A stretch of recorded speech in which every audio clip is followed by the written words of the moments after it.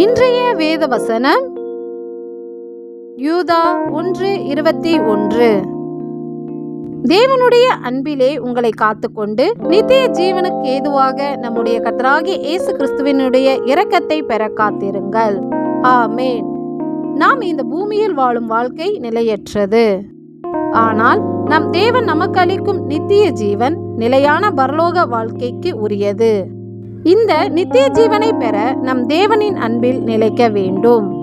அன்றியும் அவருடைய வசனத்தை கைக்கொள்கிறவனிடத்தில் தேவ அன்பு மெய்யாக பூரணப்பட்டிருக்கும்.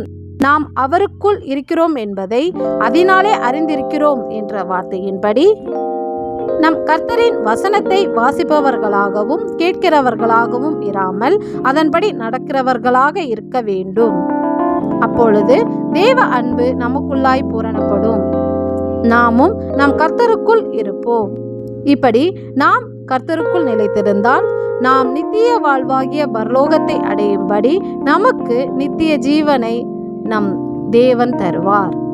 எங்களுக்கு நித்திய ஜீவனை அளிக்கும் உம்முடைய இரக்கத்திற்காக நன்றி ஏசப்பா, நன்றி.